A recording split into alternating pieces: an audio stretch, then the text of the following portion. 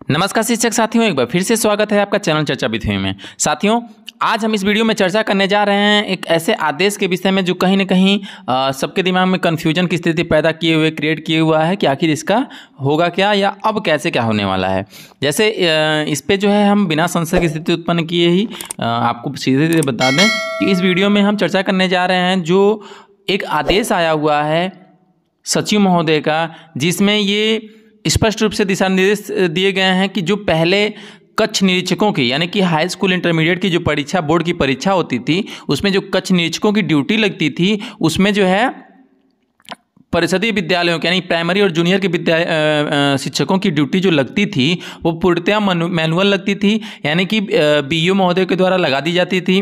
और उसकी क्या प्रक्रिया होती थी उस पर हम बाद में चर्चा करेंगे। तो उसमें अब इसको जो है ऑनलाइन कर दिया गया है। ठीक है, कहने का तात्पर्य यह है कि पहले जो है मैनुअल लगती थी, अब इसमें जो है तकनीक यानी ऑनलाइन इसको जो है करने की कवायद की जा रही है, बात की जा रही है। अब इसकी प्रक्रिया क्या है, पहले क्या होता था, अब क्या होगा, किसकी किसकी ड्यूटी लगेगी, कौन इससे फिर बच जाएगा या इसकी ज़रूरत क्यों पड़ी। ठीक है, इन सारे मुद्दों पे, इन सारे बिंदुओं पे हम इस वीडियो में चर्चा करने जा रहे हैं। तो इस वीडियो को पूरा जरूर देखिएगा और ये वीडियो अन्य शिक्षकों तक जरूर शेयर कर दीजिए।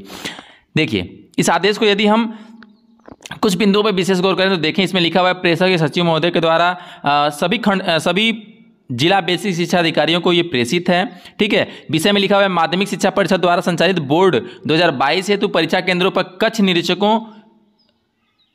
निरीक्षक लगाए जाने के संदर्भ में कृपया उपयुक्त विषय सचिव माध्यमिक शिक्षा परिषद उत्तर प्रदेश प्रयागराज के पत्रांक इतना का संदर्भ ग्रहण करने का कष्ट करें जो समस्त जिला विद्यालय निरीक्षक उत्तर प्रदेश को संबोधित है, जिसके द्वारा बोर्ड परीक्षा 2022 में ऑनलाइन कक्ष निरीक्षकों के पदस्थापन हेतु बेसिक शिक्षा विभाग में कार्यरत शिक्षकों की सूची को सॉफ्ट कॉपी में एक्सेल शीट पर अंग्रेजी में टाइम्स न्यू रोमन फॉन्ट पर 12/3/2022 तक ईमेल इतना पर उपलब्ध कराने का निर्देश दिया गया है। देखिए यहाँ पे क्या कह रहा है, यहाँ पे ये कह रहा है कि आपको बेसिक शिक्षा विभाग में कार्यरत, यानी कि इसमें किसी का जिक्र नहीं कर रहा है, बेसिक शिक्षा विभाग में कार्यरत सभी की बात करी जा रही है कि सभी का जो क्या करना है, सभी का जो है एक सूची जो है इस ईमेल आईडी पे प्रेषित करना है। परीक्षा केंद्रों पर माध्यमिक विद्यालयों के शिक्षकों के अतिरिक्त बेसिक शिक्षा विभाग के प्राइमरी और जूनियर कक्षाओं के अध्यापकों की भी ड्यूटी लगाई जाती है। ठीक है, ड्यूटी जिला विद्यालय निरीक्षक द्वारा मैनुअल तरीके से, ठीक है, परीक्षा केंद्रों की आवश्यकता के अनुसार लगाई जाती रही है। परीक्षा केंद्रों पर कक्ष निरीक्षकों की ड्यूटी लगाए जाने की प्रक्रिया अभी तक पूर्णतः मैनुअल रही है। अस्तु इस प्रक्रिया व्यवस्था की ओर अधिक पारदर्शी, सुगम और तार्किक बनाए जाने के उद्देश्य से इस वर्ष इसे ऑनलाइन विधा से संपादित कराए जाने की व्यवस्था की जा रही है। माध्यमिक शिक्षा परिषद द्वारा संचालित वर्ष 2022 की हाई स्कूल इंटरमीडिएट की परीक्षाएं दिनांक 24 मार्च 2022 से प्रारंभ होकर, यहाँ पे ध्यान दीजिएगा, हाई स्कूल इंटरमीडिएट की परीक्षा 24 मार्च 2022 से प्रारंभ होकर 12 अप्रैल तक दोनों पालियों में संचालित होनी है। उक्त के संबंध में आपको निर्देशित किया जाता है कि निर्धारित प्रारूप पर प्रधानाध्यापक पद पर कार्यरत शिक्षक को छोड़ते हुए, देखिए, विद्यालय में कार्यरत शिक्षक को छोड़ते हुए शिक्षकों की सूची को अपने जनपद के जिला विद्यालय निरीक्षक कार्यालय तथा माध्यमिक शिक्षा परिषद की ईमेल इतना तथा इतने पर सॉफ्ट कॉपी में एक्सेल शीट पर इतना 12/3 तक अनिवार्य रूप से प्रेषित कर दें। ये इसमें है। इसमें ध्यान देने वाली बात यह है कि ये देखना है, इस बात का भी ध्यान रखा जाए। देखिए यहाँ पे जो इंपॉर्टेंट बात है, कह रहा है इस बात का भी ध्यान रखा जाए कि माध्यमिक शिक्षा परिषद द्वारा संचालित परीक्षाओं के साथ साथ बेसिक शिक्षा परिषद के अधीन संचालित परिषदीय विद्यालयों में वार्षिक परीक्षा दिनांक इतने तक सुचारू रूप से संचालित कराया जाना है। देखिए अब यहाँ पे क्या कह रहा है, अब इस आदेश का मुख्य बिंदु क्या है उसको हम देखते हैं। तो सबसे पहला कह रहा है कि जो पहले मैनुअल होता था, यानी कि जो ड्यूटी लगती थी कक्ष निरीक्षकों की परिषदीय विद्यालय से, वो पहले जो मैनुअल होता था अब उसको ऑनलाइन कर दिया गया है। ठीक, ये पहला बिंदु है।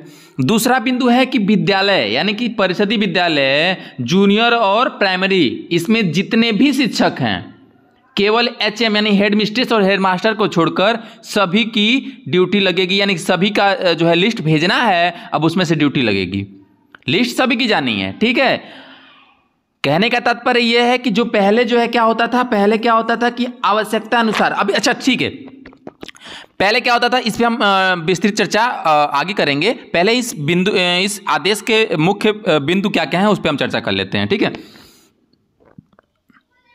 अगला कह रहा है कि जो परिषदीय विद्यालयों में जो परीक्षा होनी है 22 मार्च से लेकर 27 मार्च तक, इसका भी आप लोग ध्यान दें।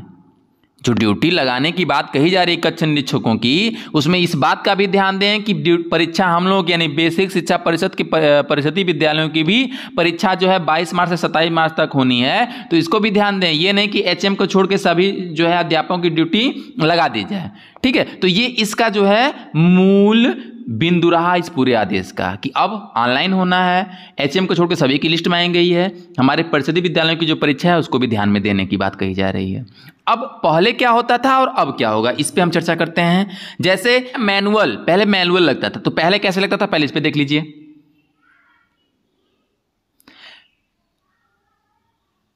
पहले क्या होता था कि पहले हाई स्कूल या इंटरमीडिएट की परीक्षा के लिए कक्ष निरीक्षकों की ड्यूटी के लिए क्या होता था, एक आदेश आता था, एक पत्र आता था कक्ष इनके खंड शिक्षा अधिकारी यानी बीईओ के पास। एक आदेश आता था बीईओ महोदय के पास कि हमें एक लिस्ट होती थी कि हमें इतने कक्ष निरीक्षकों की आवश्यकता है। एक मांग पत्र प्रेषित किया जाता था कॉलेजों के द्वारा कि हमें इंटरमीडिएट और हाई स्कूल की परीक्षा में कक्ष निरीक्षकों की इतनी कक्ष निरीक्षकों की आवश्यकता है, आप इसको जो है प्रदान करें। अब क्या करते थे बीईओ महोदय कि अपने आवश्यकता अनुसार उनकी आवश्यकता अनुसार अपने विभाग से नाम लिखते थे यहाँ पे, ठीक है। जैसे मान लीजिए हमने नाम लिख दिया कमलेश, फिर दूसरा नाम फला विद्यालय, इसके आगे विद्यालय हो जाता था, उसका पूरा विवरण हो जाता था। इसके आगे मान लीजिए समर हो गया, फिर मान लीजिए तीसरे पे रवि हो गया। ऐसे करके जितने भी उनके होते थे एक लिस्ट बनाई जाती थी और वो लिस्ट उनको प्रेषित होता था। साथ ही उसकी प्रतिलिपि कहाँ प्रेषित होती थी, जिला विद्यालय निरीक्षक के पास और जिला बेसिक शिक्षा अधिकारी के पास। ये क्या होती थी ड्यूटी, ये आदेश, ये लिस्ट प्रेषित होती थी और साथ में ही संबंधित संबंधित प्रधानाध्यापक, क्योंकि जो विद्यालय से जिस अध्यापक की ड्यूटी लग रही है उसको भी तो सूचना प्रेषित होगी ना। तो संबंधित प्रधानाध्यापक को इस आशय के साथ प्रेषित होता था कि वह अपने अध्यापक को या अपने सहायक अध्यापक या अपने विद्यालय में कार्यरत अध्यापक को सूचित कर दें, ठीक है। और इसके साथ ही क्या होता था कि इसकी एक फोटो निकलती थी या फोटो खींची जाती थी और जितने भी ग्रुप हैं, बीआरसी ग्रुप या अन्य शैक्षणिक ग्रुप हैं, उसमें जो है सेंड कर दिया जाता था और उसी लिस्ट के अनुसार जो है अध्यापक उस कॉलेज में उस डेट पे क्या होता था, पहुंच जाता था। ये इसके पूर्व में होता था।